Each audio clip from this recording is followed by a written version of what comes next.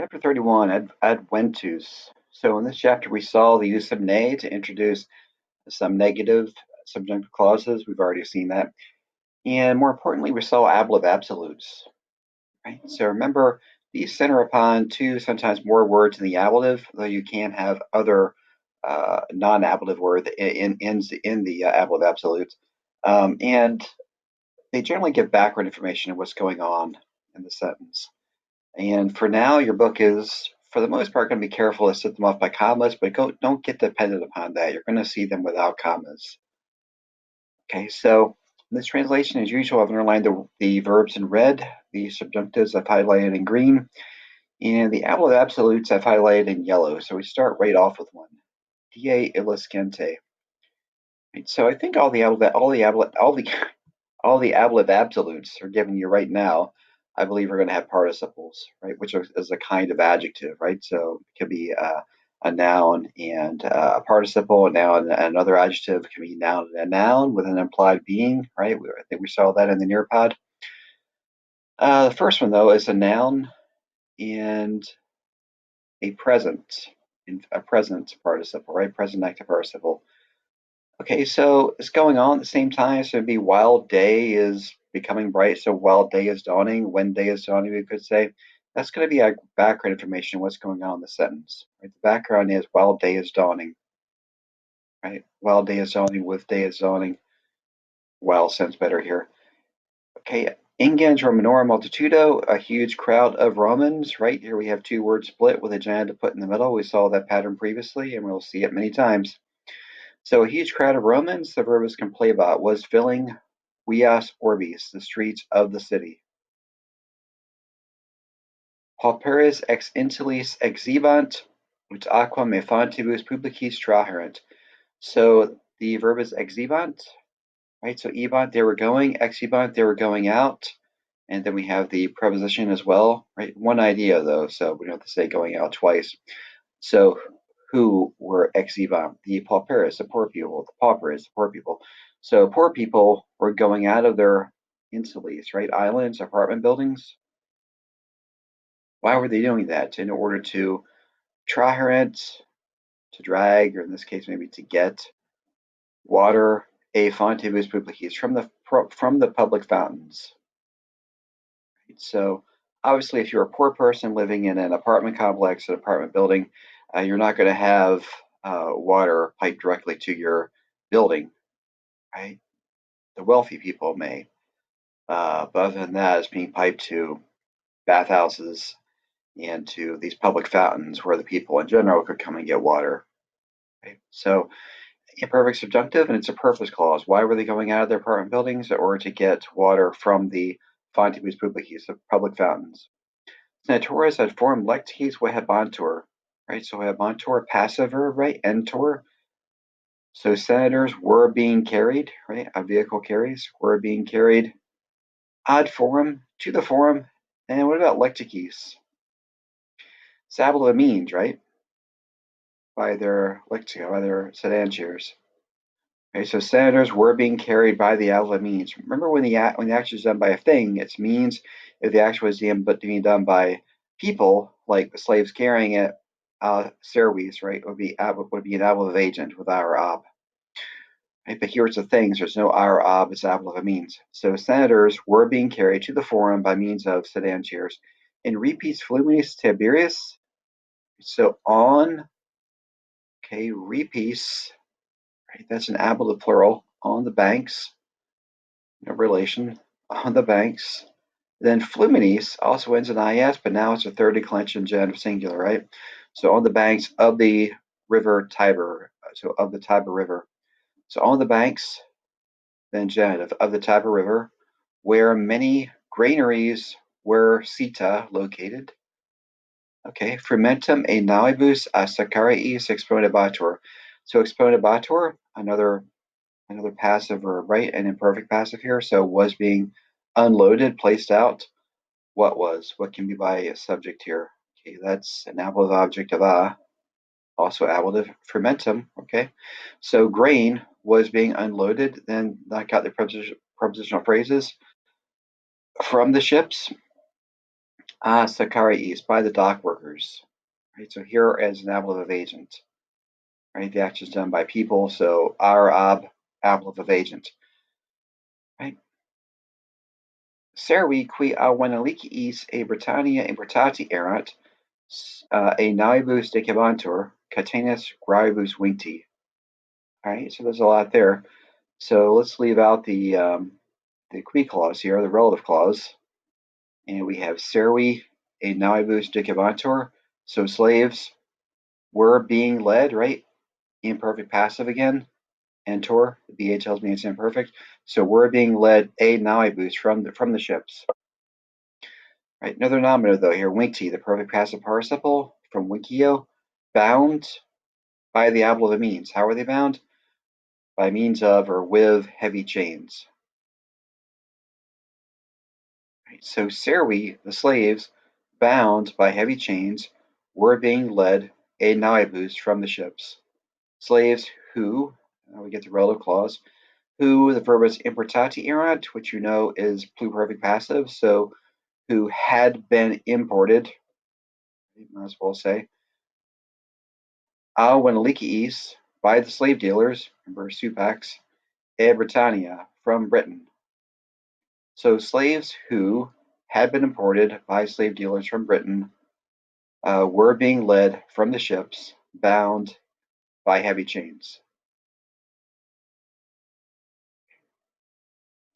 Ex una navium quae modo aegracia advenerat, quel pocerima exiit, epistulam ad hateriam scriptum minor tenebat.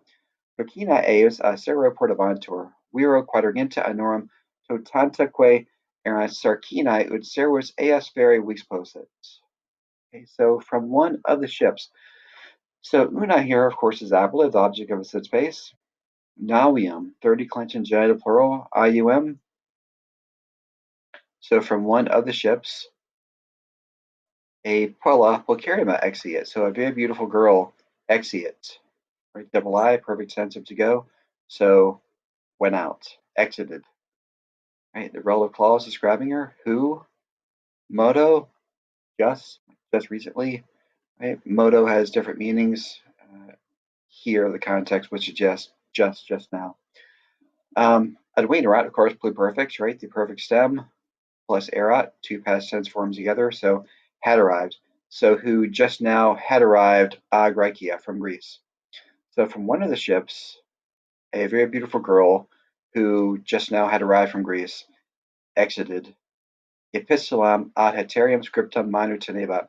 So she was holding a letter in epistulam, and then that's modified by a scriptum here, a letter written, right? And closely related to that and intervening here is ad haterium, written to Haterius. Manu, how is she holding it? With her hand. Ablative means. But here's with an active verb. It's still answering the question how the action is being done. So it's still ablative means. Fourth declension, of course, right? So she was holding Manu, means in her hand, by means of her hand, a letter written to Haterius. Eius, remember, the genitive singular of the is, it pronouns could be his, could be hers, could be its. So her here, right? So her luggage, sero portavantur, was being carried. You know, the passive, entor. So was being carried by the ablative agent, by a slave. Apposition here, right? Sero is ablative, so viro quadraginta anorum. And viro has to be ablative too, because it's restating it, right? Renaming or describing the noun that came before.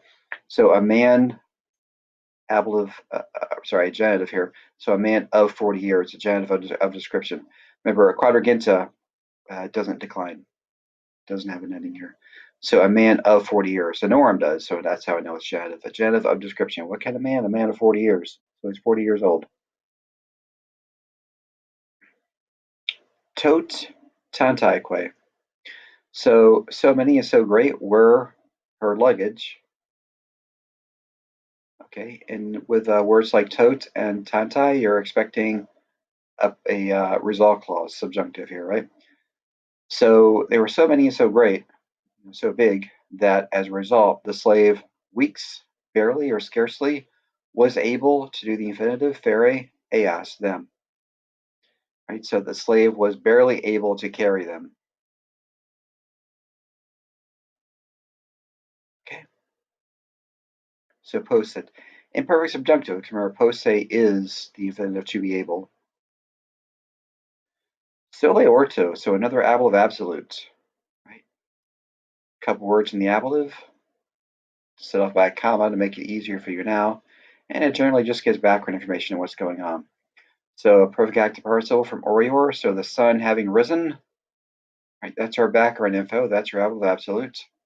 Now the action of the sentence. Puella ad Saborum advenit. So the girl arrived to the Sabora. Right? It's a neighborhood in Rome. The long E, remember that tells me this is perfect. Multitudine clamoribusque hominum valde abstupefacta est. So she was shocked, stupefied, right? Okay, by the ablative means, by the multitude, and by the clamoribus, by the shouts, hominum, of the people. I have third declension genitive plural. Tanta erat. So I'm expecting a result clause, right? Procederet. So great was the multitude that as a result, the girl procederet, she was proceeding. There we have cum stuck in between summa difficultate, so with the greatest difficulty. So great was the crowd that the girl was proceeding with the greatest difficulty. Mendici qui ad cobitus sedevant, so beggars who were sitting at the crossroads. So they get double the traffic that way, right? Manus ad praeteriuntes porregavant. So they were stretching out their manus, hands, right? A fourth declension, accusative plural, to the passersby. This is the present participle from eo ire, to go. Praetor here, of course, is a prefix, right? So those passing by, or passersby. Ubique, so everywhere. Sonitus laborantium audiavatur, so the sound of workers, right? Those working, or the present participle here, a genitive plural. So of those working, or of workers, we could just say. Audiavatur, so was being heard. The passive. Acrepidariis calcei reficibantur, so shoes were being repaired by cobblers. What are they called? Cobblers? Guys that repair shoes. It's a Latin word that you're very likely never to see again. Calcate you'll probably see, but not crepidariis. Nevertheless, you're seeing it now, so you want to know it. So shoes were being repaired by cobblers, not apple cobblers, different kind. Ferrariis gladii excudebantur. So swords were being hammered out by guys who hammer out swords, blacksmiths, right? Looks like Ferraris, blacksmiths, right? So swords were being hammered out by blacksmiths.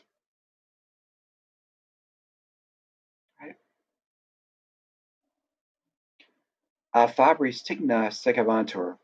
So tigna beams, beams of wood, were being cut, secavantur, like cut into sections, right? Into the passive verb. Ablative agent by craftsmen. Fabri, Puella here's an ablative absolute. The first one in this reading that's not been at the beginning of a sentence could come anywhere, right? It doesn't have to be at the beginning. So craftsman, their girl having been seen, yeah. And, doing a polished Latin translation, you might say the craftsman having seen the girl, but for now, let's keep it literal here. So the ablative noun and its perfect passive participle. So the girl having been seen. Let's just go with that for now. So craftsman, the girl having been seen, began to shout. Eam verbis procacibus appellaverent. So they called upon her. How? With verbis procacibus, with rude, with insolent words, by means of rude words. Right? So it's a very stereotypical view of Street workers there. The pretty girl walks by, so they catcall her, even in Rome. So the craftsman, the girl having been seen, began to shout. They called upon her with rude words.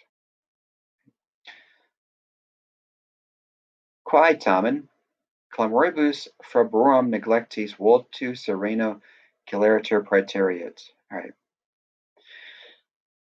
When the relative pronoun is the first word of the sentence, you don't have to chain yourself to a W word. So instead of saying who, I'm going to say she here. So she, however, okay, another adverb of absolute. Clamoribus for brorum neglectis, clamoribus clamoribus and neglectis go together. The shouts have been neglected, and then the genitive close related is stuck in between them. So the shouts of the craftsman having been ignored. Right? So she, however, the shouts of the craftsman having been ignored, with a calm face. So this is technically an adverb of a manner, right? It still falls under that how umbrella, under which we also had the means ablative. But here, her serene face isn't a tool that she's using, but it's just a way in which she's doing the verb. So best term for that is ablative of a manner. So she praeteriates, so she eat, perfect tense, went past, right? We saw passersby up there, right? So she went past quickly with a calm face, ablative of manner. Surum usit, she ordered the slave Festinare to hurry. Why would she do that? Nay, domum haterii tardius pervenerant.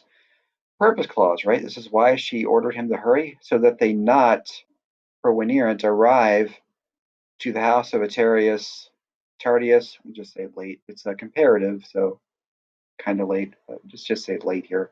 It'll sound best in English, I think.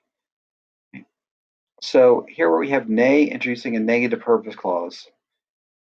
So to not do something, we use nay and not ut. Right, it's not too hard. Eodum tempore multi clientes per vias contendebant, ut patronus elitarent, alii scisis togis ruptisque calceis per lutum lente ebant.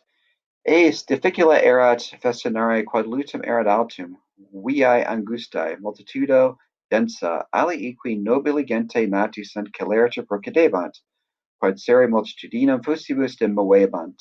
Qui clientes qui sicut unda per vias ruebant, prole procedenti abstabant. Okay. It's ablative of time when here, right? At the same time. So these dem pronouns and adjectives, right? They mean the same or the very one. Right, so at the same time, many clients, so the same. At the same time, many clients, contendebant, were hurrying through the streets. Why? Ut patronus salutare, in order to greet their patrons. All right, so we have a string of alii, so the first one is some. So some, here's another adverb of absolute. Their togas being torn, right? Scissors obviously comes from that, and their shoes being broken. I need to go to the cobblers up there. So adverb of absolute, two ideas here to get them this adverb of absolute. So their togas being torn and their shoes being broken, and that's background information of what's going on here. So some, the togas being torn and the shoes being broken, ebant, we're going slowly through the mud. It was the adjective for the day of the duty infinitive. It was difficult for them to hurry because the mud was deep. Quite a mess. Viae angustae, the streets narrow, i.e. the streets were narrow, right? The word is implied. Multitudo densa, the crowd thick. The crowd was thick, right? Others, qui nobili genti nati sunt. So nati sunt, that's my verb. Others, I'm sorry, the verb of the relative clause. Others who were born in a noble family quickly were proceeding because slaves multitudinum fustibus demoebant. So the slaves were removing the crowds. How were they doing it? Abla means with clubs. So they're trudging through this deep mud, and they have people hitting them with clubs to get out of the way, but they can't get out of the way fast enough because the mud's deep, and their shoes are broken. It's a bad day.